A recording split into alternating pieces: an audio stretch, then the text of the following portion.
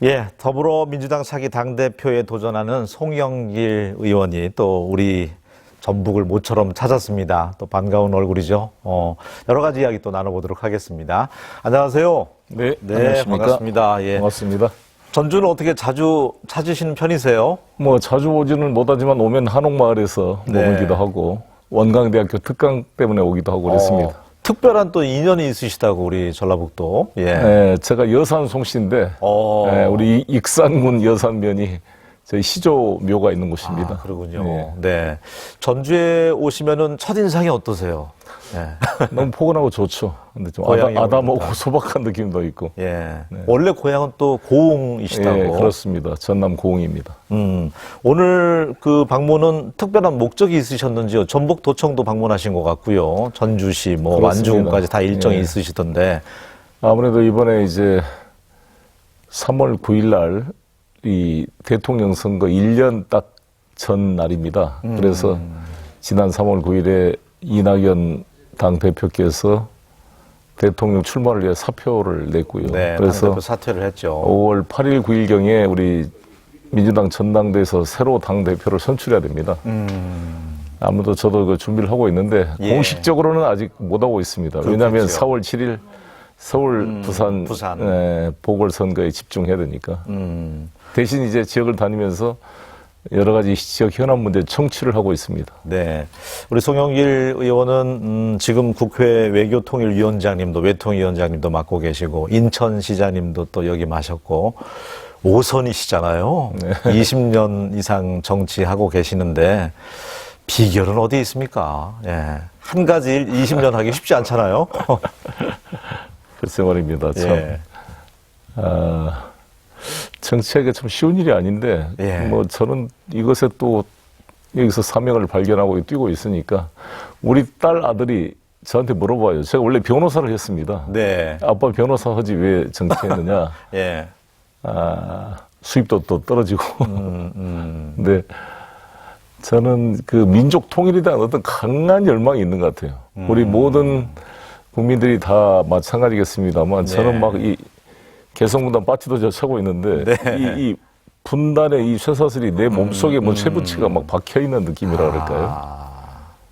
그렇게 좀 강렬했던 것 같아요. 근데 이것을 할 수 있는 힘이 정치에 있다 이렇게 생각해서 제가 지금 상임위도 국회 외교통일위원장을 그렇네요. 맡고 있습니다. 네. 이 외교적으로도 지금 뭐 한미 관계, 한중, 한일 참 어려운 시기에 또 중책을 맡고 계시는데 집안이 머리 좋으신 분들이 참 많더라고요. 좀 뭐 저는 머리가 좀 사법고시 패스하신 분들이 4분이나 있던데 형제분들이 예. 그런 얘기 많이 들었을 것 같아요. 머리가 좀 큽니다. 제가. 저희 아버지가 시골에서 면석이를 하셨어요.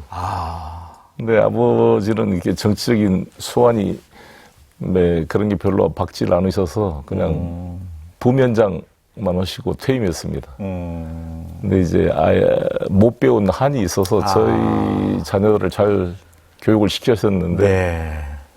뭐 전라도에 뭐 특별히 먹고 살 게 없으니까 고시 공무원 사람들이 많잖아요. 그래서 사법고시 2명, 행정고시 2명 이렇게 4명이 사남 이녀 중에 4명이 훌륭합니다. 고시를 합격했습니다. 자녀 농사를 아주 뭐 제대로 부모님께서 이루신 것 같고요. 네. 청년 시절 잠깐 제가 그 이력을 봤더니 뭐 택시 운전도 하셨고 대학 졸업하시고 그 다음에 용접공도 하셨고 파란만장하더라고요. 노동운동도 학생운동도 하셨고. 예. 대학은 졸업 못했고요. 그때 제가 연대 총학생회장 때 구속이 돼가지고 재적이 됐습니다. 석방대 나와가지고 이제 아무 연고도 없는 인천에 가서 배관 용접공부터 노동자 생활을 시작했고요. 그러다가 이제 나중에 사면복권이 되고 나서 이제 87년 6월 항쟁 덕분에 다시 졸업을 하고 변호사 시험을 보게 됐죠. 그러니까 누구보다 그 노동자의 아픔 어떤 그 권익 향상 이쪽에는 일가견이 있으실 것 같아요. 직접 현장에서 몸으로 뛰셨기 때문에 또 인권 변호사라도 오래 활동하셨는데 혹시 잊지 못할 또 기억에 남는 사건 그 변호했던 기억이 있으십니까?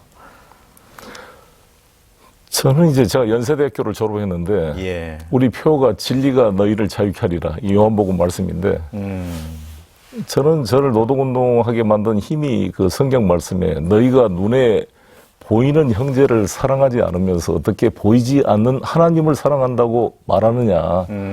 그 말이 그렇게 다가오더라고요. 예, 그래서 노동 현장으로 가게 됐고, 그 한총련 학생들이나 한양 각 회사에서 이제 해고되거나 또 산재 당하신 분들 소송을 많이 해줬죠. 막 무료 변론도 많이 하고. 네.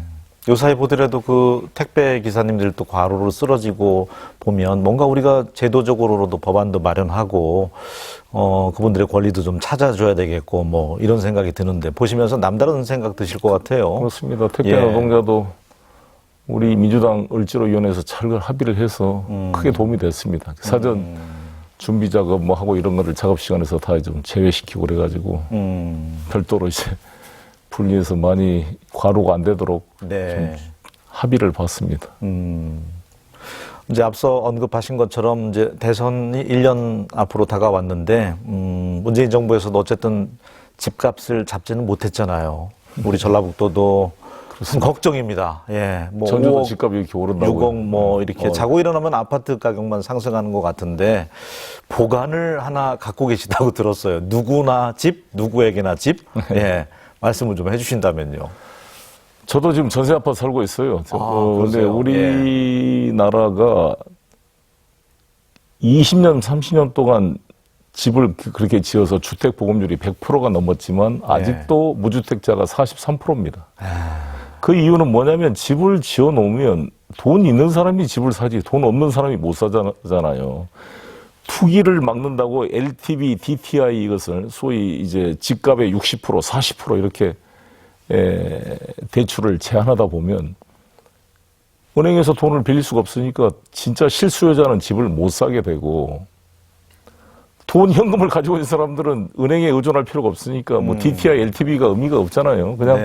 그냥 집을 사게 되는 겁니다. 그래서 문제고 이걸 공공임대주택을 만들면 일시적으로는 살 수 있지만 옆에 집값이 오르고 있는데 너 공공임대주택 사라 그러면 하와이 내가 가라 이런 말이 나오는 거죠. 그래서 자기 집을 갖고자 하는 욕구를 대체할 수 있는 프로그램으로 송년길에 누구나 집 프로젝트를 만들었습니다. 8년 걸렸습니다. 이거 만드는데 지금 이제 1098세대가 영종도 미단 시대 착공이 돼서 지금 아주 많은 호응을 받고 있고요. 이제 이걸 경기도 일원에 확대시켜갈 계획입니다. 핵심 내용은 뭐냐면 집값의 10%를 내고 들어오게 되면 언제든지 최초의 분양가격으로 살 권리를 부여를 해줍니다. 3억 5천이면 3,500을 주고 들어가서 그렇습니다. 그래서 이게 10억이 되더라도 10년 뒤에 3억 5천에 살 수가 있습니다. 그다음에 이제 그 보증금 대출을 그걸 송년길에 누구나 보증 시스템을 만들어서 3% 이하로 자기 주택 담보가 없다고 할지라도 대출을 받을 수 있게 해주기 때문에 아주 저렴한 비용으로 살면서 언제든지 최초의 분양가격으로 살 권리를 가지고 있기 때문에 집값이 오르더라도 걱정할 이유가 없게 된 거죠. 근데 이게 왜 어떻게 가능하냐면 이게 지금까지 우리 아파트는 거주자들이 동질적이지가 않았어요. 남녀노소가 섞여 있다 보니까 수요가 일정하지 않습니다. 그래서 맞춤형 공급이 어려웠는데 예를 들어 신혼부부만 모여 산다 그러면은 1층은 어린이집으로 만들고 꼭대기는 카페테리아를 만들어서 식사를 제공해주고 카쉐어링을 다 같이 할 수가 있고 하면서 비용을 줄일 수가 있습니다. 카쉐어링만 제대로 하더라도 중형차 한 대 한 달 유지비가 120만 원이면 60만 원으로 줄일 수가 있어요. 공유 경제 하듯이 공유 경제에서 살 때부터 리스로 사면 25% 이하로 DC를 받을 수가 있고 유지 관리 비용이 확 줄어드는데 보통 우리나라 국민이 차 한 대를 하루에 쓰는 시간이 2시간 반밖에 안 됩니다. 나머지 21.5시간은 다 주차해 놓고 있습니다. 이거를 카쉐어링을 하게 되면은 대폭 비용을 낮출 수가 있고 이렇게 협력적 소비를 조직하게 되면 주거 비용을 대폭 낮출 수가 있습니다. 여러 가지 창조적 아이디어를 고민을 많이 했습니다. 그리고 또 하나 예를 들면 내가 이제 저도 중년이 됐으니까 34평짜리 아파트를 가지고 있다. 그럼 이제 자녀들은 떠나가고 비어 있어요. 그럼 방 한 칸을 임대해 주고 싶은데 부부만 살고 있으니까 거실을 같이 쓰면서 임대하기 어렵잖아요. 그렇죠. 불편하죠. 그래서 저희가 전국에서 최초로 세대 분리형을 만들어서 아파트 입구 문을 2개를 만들었습니다. 그래서 거실로 향하는 길을 이렇게 차단시키고 거기에 조그마한 샤워실하고 화장실 이 부엌을 놓아서 원룸 아파트처럼 기존의 아파트를요? 네. 아, 그게 가능해요? 그렇게 만들었어요. 최초입니다. 이게. 네. 세대 분리형 아파트. 네. 한 세대지만 한 세대로 되니까 주차장을 별도로 만들 부담이 없어요. 네. 이걸 분리해서 10평짜리 이 단독 가구를 만들면 주차장 10평을 지어야 되거든요. 비용을 줄이면서 가정집 같이 오피스텔과 달리 가정적 분위기에서 살 수 있고 또 집을 가진 사람들은 임대 수익이 나오니까 좋고 서로가 좋은 거죠. 네. 아주 폭발적인 인기를 끌고 있습니다. 그러니까 얘기 들어보면 어쨌든 10%만 내고 살다가 분양가가 3억 5천이든 10억이 되든 그 원래 분양가로 살 수 있다는 장점은 있는데 네. 지금 같은 때 그럼 왜 8년 동안 묵혀두시고 이게 이제 현실화가 안 됐던 건가요? 맹점은 어떤 게 있나요? 그러니까 정말 제가 국토부 장관을 했으면 바로 했을 텐데 예. 그렇게 설득이 안 되더라고요. 처음 말이 안 된다고 이해를 못 해요. 사실 2년 전 제가 당대표 나왔을 때 이해찬 후보하고 이렇게 토론을 했는데 그때 그 이해찬 후보님도 이해를 못 하더라고요. 그런 것은 뭐 말이 안 된다 이렇게 네. 일소를 하시더라고요. 예. 그만큼 사실 혁신적 아이디어가 참 받아들이기 어려워서 이게 허그라든지 공적 금융기관에 돈을 하나도 안 받고 만든 거예요, 이게. 네. 하나금융투자, 하금투에서 2,400억 PF를 해가지고 이게 민간 금융으로 만들어진 최초의 사례입니다. 그러니까 지금까지 뭐 기본주택이다, 뭐다, 아무튼 뭐 공공주택이다, 뭐든지 행복주택이다 이런 게 국민의 세금으로 만들어지는 거잖아요. 네. 근데 이 송정리의 누구나 집은 국민 세금 한 푼도 안 들어가고 민간 금융 PF로 10%로 자기 집을 갖게 만든 혁신적인 네. 아이디어인 거죠. 제가 인천시장 때 국민 세금 나눠주는 행정은 누가 못하냐. 그 자기 돈도 아닌데. 그 막 퍼주는 거는 다 할 수는 있지만. 네. 창조적 아이디어로 국민 세금 예산을 들이지 않고 만든 혁신적인 정책이 중요하다. 그래서 제가 만든 이 프로젝트라 저는 네. 제가 당의 책임을 맡게 되면 우리 이게 민주당의 대표적인 정책으로 한번 네. 전국적으로 확산시켜 볼 생각입니다. 그러니까 혁신적이고 또 획기적인 데다가 영종도의 시범단지가 운영이 된다고 하니까 이제 그게 이제 롤모델격으로 자리를 잡으면 점차 확산이 됐으면 좋겠습니다. 그렇습니다. 집값은 꼭 잡아야죠. 화성 시장님도 보고 너무 좋아서 지금 네. 화성에서도 이제 추진하기로 했습니다. 기대감을 갖겠고요. 우리 또 전북하고는 어쨌든 뭐 특별한 인연이 있으시기 때문에 전북 현안에 대해서는 누구나도 잘 알고 계실 텐데 얼마 전에 또 탄소산업진흥원 이제 그 안착이 됐잖아요. 100년 먹거리로 기대를 해도 좋다고 예, 또 민주당 차원에서도 전폭적인 지원 아끼지 않는다고 또 말씀하신 것 같은데 어떻습니까? 이 탄소라는 것이 참 신기한 게 탄소 네. 소재로 만들면 철을 대체할 수 있다는 거 아니겠습니까? 이 무게는 가볍고 강하고 무게는 4분의 1인데 강도는 10배가 더 높은 철이기 때문에 이게 모든 자동차, 항공기, 방위 산업, 그다음에 드론 같은 데 모든 데를 이렇게 바꿔버릴 수가 있는 획기적인 것인데 저는 놀라운 게 이것을 우리 송하진 지사님이 전주시장 시절에 2006년도에 기초자치단체가 추진했다는 게 놀라운 일입니다. 네. 그래서 그 예산을 투입해서 이 탄소 융합 그 기술원을 만들었고 그게 이제 국가 프로젝트로 인정이 돼서 마침내 탄소산업진흥원이라는 국가기구가 이번에 된 거 아니겠습니까? 네, 만들어졌죠. 네. 그러니까 그래서 이거는 나는 지방의 롤 모델이다. 지방이 중앙에만 막 달라고 하는 게 아니라 스스로 창조적 아이디어로 시작을 해서 국가로부터 인정을 받아 국가 사업이 된 아주 모델 케이스다 이렇게 생각하는데 지금은 이제 아직 수요처가 좀 부족한 게 있습니다. 이제 제가 효성 쪽하고 상의를 해봤더니 효성이 예. 지금 한 4,000톤 생산하고 있어요. 탄소 섬유를. 전 세계적으로는 10만 톤 정도가 지금 수요입니다. 4,000톤이 약 800억 정도를 하고 있는데 이걸 8,000톤으로 늦춰가고 이번에 제가 탄소진흥원장님하고 통화를 해봤어요. 네. 해봤더니 2030년까지 약 50조 매출에 10조 수출, 1,600개 기업에 5만 명의 고용을 창출하는 산업을 발전시키겠다는 예. 야심찬 플랜을 발표했습니다. 제가 성윤모 산자부 장관과도 같이 긴밀히 소통을 하고 있는데 예. 아무튼 이것을 미래의 우리 전북의 비전으로 만들어 보자 이렇게 합의를 하고 있고요. 또 앞으로는 갈수록 식량 산업이 중요해지는데 예. 익산의 그 우리 식품공학 이 클러스터를 클러스터. 이걸 생명공학으로 이제 발전시켜 나가야 될 문제가 있고 또 이제 우리 새만금을 이제 2.8기가와트 해상풍력과 0.1 예. 뭐 연료전지 0.1은 뭐 해가지고 같이 신재생 에너지 클러스터가 되는 거죠. 풍력 네. 0.1에서 3.0 기가와트면 원전 한 2개 규모입니다. 그거를 해서 거기다 RE100 재생에너지 예. 100을 쓰는 그런 걸 만들면 SK를 비롯한 대기업들이 해외 수출을 하려면 RE100 인증을 받아야 되니까 수도권에서는 RE100 인증받을 산업단지가 없으므로 예. 많이 새만금으로 올 수 있다고 생각합니다. 그러니까 자연적으로 기업들도 많이 유치가 되고 SK도 그렇습니다. 또 투자하겠다고 이미 이 메모를 최태원 체결했죠. 회장도 이종을 다녀갔고요. 투자하겠다고. 네. 특히 바이든 시대하고 이제 잘 때가 맞아서 네. 저는 전북이 아주 희망이 있다 이렇게 생각합니다. 전북에 희망이 있다고 하니까 참 고무적인데 바이든 얘기 나오니까 방위비 협상 얘기 안 물어볼 수 없네요. 네. 예. 네. 트럼프 행정부보다 좀 낫겠죠. 네, 방위비 이제 협상. 합의가 예, 됐습니다. 예. 그래서 뭐 저희가 부담해야 될 돈이 지금 많다 보니까. 예. 그렇습니다. 이번에 13.9% 인상을 합의했는데 네. 이것도 문재인 정부가 끝까지 버텨서 그나마 이렇게 된 것 같아요. 우리가 1년 이상을 끌었잖아요. 이걸 버텨서. 예. 막 보수 언론들이 좀 더 주더라도 한미동맹이 중요한데 뭐 협상하지 뭘 그렇게 막 버티냐 이런 게 많았잖아요. 예. 근데 제가 외통위에서 끝까지 버텨주고 우리 정은보 협상팀장하고 제가 긴밀히 서로 협의를 했는데 네. 정은보 팀장은 미국인들하고 협상할 때 우리 외통위원장이 강력하다 이거 통과 안 된다 승인 못 받는다 이렇게 해가지고 이렇게 협상하는 데 도움을 많이 받았다 그럽니다. 네. 그러니까 트럼프 행정부를 비껴나가서 새로운 바이든 정부하고 하기를 잘했네. 늦춰놨다가. 그렇습니다. 예. 이번에 이제 세 번째 도전이잖아요. 당 대표에.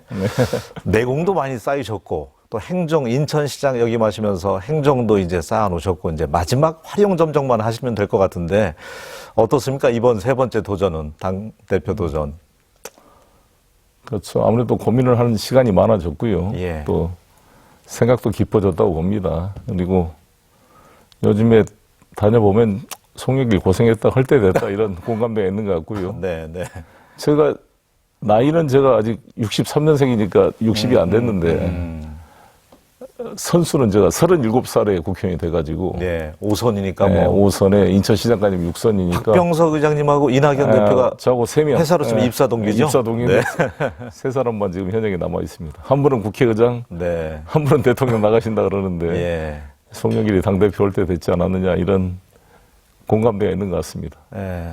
또 어느 정도 또 내공도 쌓이셨고 아마 이제 이번 당 대표를 하게 되면 이제 대선을 앞두고 해야 되기 때문에 상당한 부담감과 책임감이 있을 것 같은데 어떻습니까? 예. 그 어느 때보다. 당장은 4월 7일 서울, 부산 보궐선거가 아주 중요합니다.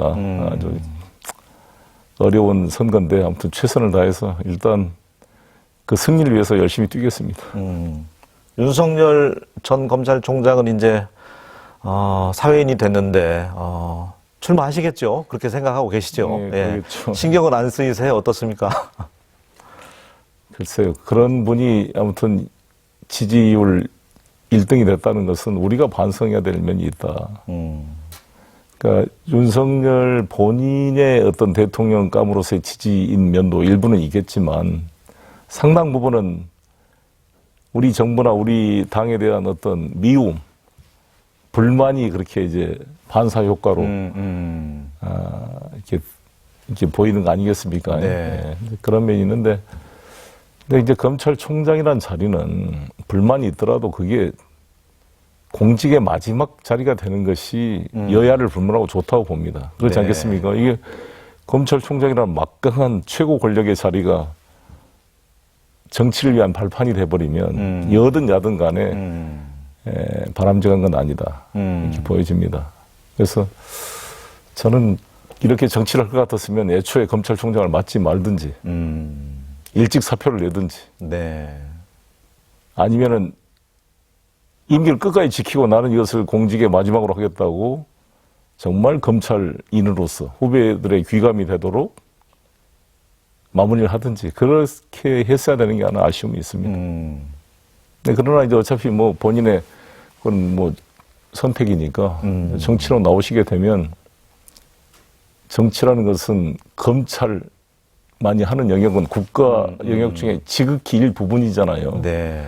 외교, 경제, 안보 수많이 국가를 운영해야 하고 책임진다는 것은 정말 보통 일이 아닙니다.